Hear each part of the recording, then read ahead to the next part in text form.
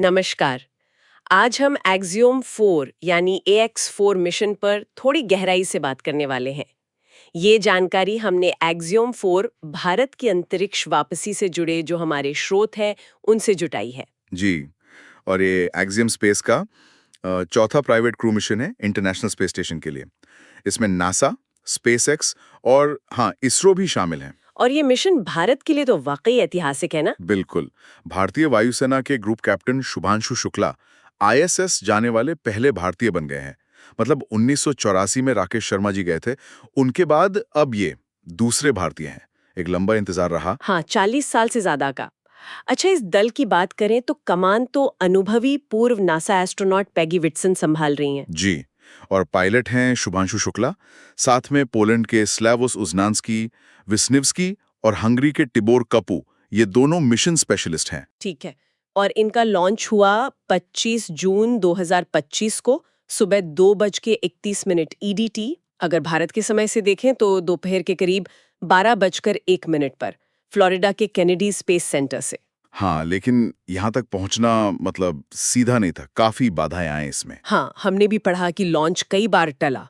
कभी falcon 9 rocket में वो लिक्विड ऑक्सीजन लीक की बात आई, कुछ तकनीकी दिक्कतें। जी, तकनीकी दिक्कतें थीं, फिर मौसम ने भी कई बार साथ नहीं दिया।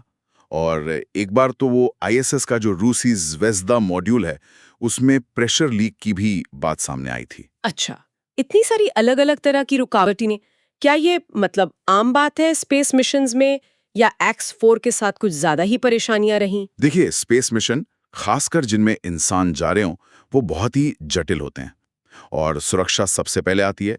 तो देरी होना कोई बहुत अनोखी बात नहीं है। पर हाँ, X4 के सामने कई अलग-अलग तरह की चुनौतियां जरूर आईं। हम्म।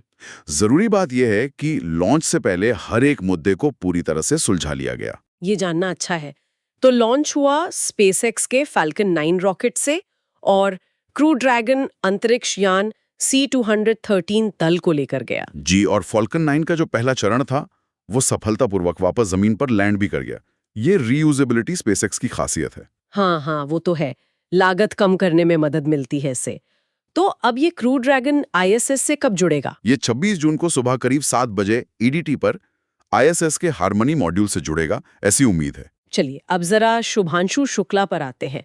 39 साल के ग्रुप कैप्टन, इंडियन एयरफोर्स के अनुभवी पायलट और इसरो के नामित अंतरिक्ष यात्री भी हैं। हाँ, और एक और बात, वो स्पेसएक्स ड्रैगन उड़ाने वाले पहले भारतीय पायलट भी बन गए हैं।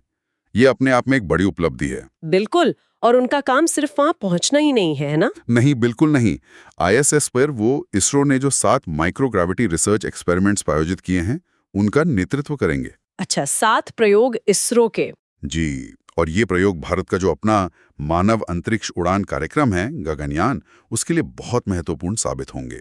उनसे डेटा मिलेगा, अनुभव मिलेगा। ये 7 माइक्रोग्रेविटी प्रयोग, इनके बारे में कुछ और पता है? मतलब किस तरह के अध्ययन है ये?